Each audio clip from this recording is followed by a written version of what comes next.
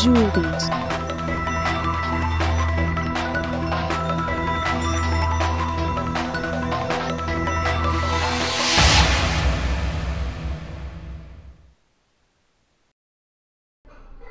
Hi నా పేరు Shiva.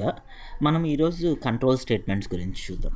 Control statements as the name suggest controls the flow of a program depending upon the state అంటే వేరియబుల్స్లో ఉన్న values బట్టి కానీ యూజర్ ఇన్పుట్ బట్టి కానీ మనం ఏ కోడ్ ఎగ్జిక్యూట్ చేయాలి, ఏ కోడ్ ఎగ్జిక్యూట్ చేయకూడదు అనేది డిసైడ్ చేస్తాం.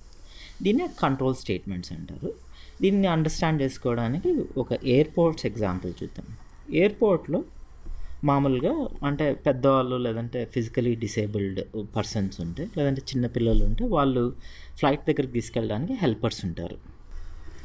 ఈ హెల్పర్స్ ఏం చేస్తారంటే ఆ ప్యాసింజర్ని ఎయిర్పోర్ట్ ఎంట్రన్స్ దగ్గర తీసుకొని అక్కడి నుంచి ఫ్లైట్ వరకు తీసుకెళ్తారు.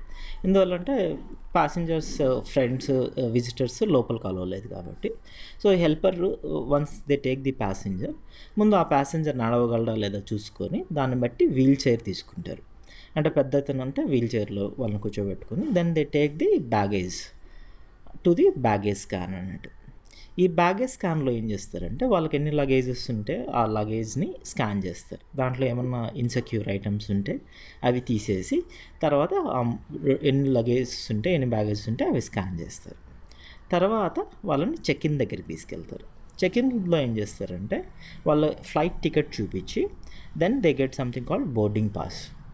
ఆ బోర్డింగ్ పాస్లో it will tell which gate they have to go, ఏ గేట్కి వెళ్ళాలి, ఎప్పటికల్లా వెళ్ళాలి అని అది ఆ డీటెయిల్స్ ఉంటాయి.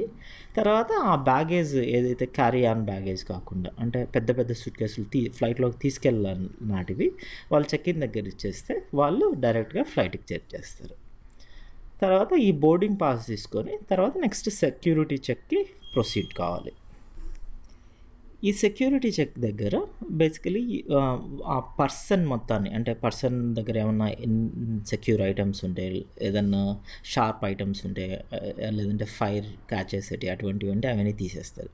అట్లనే హ్యాండ్ లగేజ్ కూడా తరోగా చెక్ చేసి అంత సేఫ్ అనుకుంటేనే సెక్యూరిటీ చెక్ క్లియర్ చేసి తర్వాత ముందుకు పంపిస్తారు. సో ఇక్కడికి వచ్చిన తర్వాత దెన్ ఆ చెక్ ఇన్ దగ్గర గేట్ నెంబర్ ఇచ్చినారు కదా, ఆ గేట్ నెంబర్ బట్టి you have to go to the appropriate gate group అన్నట్టు. అంటే 2-3 దారులు ఉంటాయి, చాలా దూరం ఉంటుంది కొన్నిసార్లు. సో గేట్స్ 1 to 3కి ఎట్లా వెళ్ళాలి, గేట్స్ 4 to 6కి ఎట్లా వెళ్ళాలి, గేట్స్ 7 to 10కి ఎట్లా వెళ్ళాలి అని దారి ఉంటుంది. So then you go there. తర్వాత అప్రోప్రియేట్ గేట్కి వెళ్తాం. అంటే G1 అయితే గేట్ 1, G2, G3 అట్లా అప్రోప్రియేట్ గేట్కి వెళ్తాం అన్నమాట.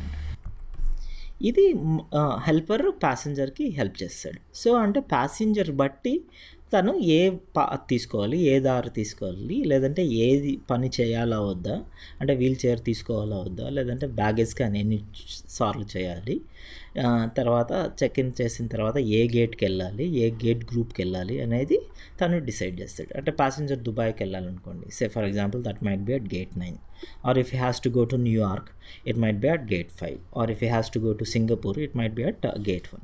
So depending upon the person and where he is going he will appropriately take him to the appropriate gate.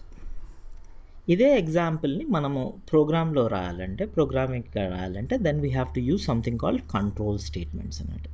అంటే కొన్ని పనులు మల్టిపుల్ టైమ్స్ చేసేటివి ఉంటాయి, కొన్నిసార్లు చేయాలన్నా వద్దా అనేటివి ఉంటాయి, కొన్నిసార్లు రిటర్న్ వచ్చేటివి ఉంటాయి, కొన్నిసార్లు అంటే ఈ దారా ఇంకొక దారా డిపెండింగ్ అపాన్ థింగ్స్ ఏ కంట్రోల్ చేయాలనేది కూడా డిఫరెంట్గా ఉంటుంది. సో ఈ కంట్రోల్ స్టేట్మెంట్స్ని జావాలో 3 పార్ట్స్గా డివైడ్ చేస్తున్నారు. ఒక పార్ట్ వచ్చేసి సెలక్షన్ స్టేట్మెంట్స్ అంటే ఏదైనా ఒక కోడ్ ఎగ్జిక్యూట్ చేయాలన్నా లేదంటే చేయకూడదా అనేది సెలక్షన్ స్టేట్మెంట్స్ డిసైడ్ చేస్తాయి. సెలక్షన్ స్టేట్మెంట్స్ ఎగ్జాంపుల్ వచ్చేసి వీల్ చైర్. అంటే ఇక్కడ ఒక person if he is old he needs a wheel chair. If he is young, he is a kid say 13 years old, then he doesn't need a wheel chair, then you'll just go straight, అంటే wheel chair తీసుకోకుండా పోతాం. దీన్నే selection statement అంటారు. అంటే ఆ statement చేయాలా వద్దా. అట్లనే ఇక్కడ కూడా ఏ గేట్కి వెళ్ళాలి అంటే 3 అనుకోండి, గేట్ 3 అయితే he goes to this gate group and then go to gate 3. లేదు అంటే గేట్ 6 అనుకోండి, he goes to this gate group then he goes to gate 6. Otherwise if it is gate 8 then he goes to gate 7 to 10 and then he goes to gate 8. So ఇది selection statements. Next వచ్చేసి iteration statements. Iteration statements అంటే multiple times execute చేయాలి, అంటే ఒకే దాన్ని multiple times execute చేసేదాన్ని iteration statements అంటారు. Next వచ్చేసి jump statements. అంటే కొన్నిసార్లు ప్యాసింజర్ లేట్గా వచ్చినాడు అనుకోండి, ప్యాసింజర్ వచ్చేసరికి ఫ్లైట్ బుక్ అయిపోయింది ఆర్ తన సీట్కి ఇంకా లేదనుకోండి, so he has to go only next day. అటువంటప్పుడు ఇక్కడ చెక్ ఇన్ దగ్గరికి వచ్చినప్పుడు టికెట్ అంటే సీట్స్ అవైలబుల్ లేవు or if it is overbooked then he has to go back. అటువంటప్పుడు it is jumping or that is nothing but break అనొచ్చును, లేదంటే return, you have to return back. So ఇట్లా various control statements ఉన్నాయి. అంటే మనం నిజ జీవితంలో కూడా చాలా ఇటువంటివి చేస్తూ ఉంటాం. అంటే కొన్ని చేయిస్తాము, కొన్ని చేయము, కొన్ని మల్టిపుల్ టైమ్స్ చేస్తాము, కొన్ని ఒక దారి నుంచి ఇంకొక దారికి వెళ్తాం. So that depends upon what we want to do. We use various control statements. Control statements, as I said, are classified into 3 parts: selection statements, iteration statements and jump statements. Selection statements లో వచ్చేసి if else అనే ఒక control statement ఉంది, switch అనేది ఇంకో control statement. తర్వాత iteration స్టేట్మెంట్స్లో వచ్చేసి వైల్, డూ వైల్, ఫార్, ఇవి వచ్చేసి iteration statements. Then you have jump statements. Jump స్టేట్మెంట్స్లో you have break, continue and return. వీటిని మనం డీటెయిల్గా నెక్స్ట్ వీడియోస్లో డిస్కస్ చేద్దాం.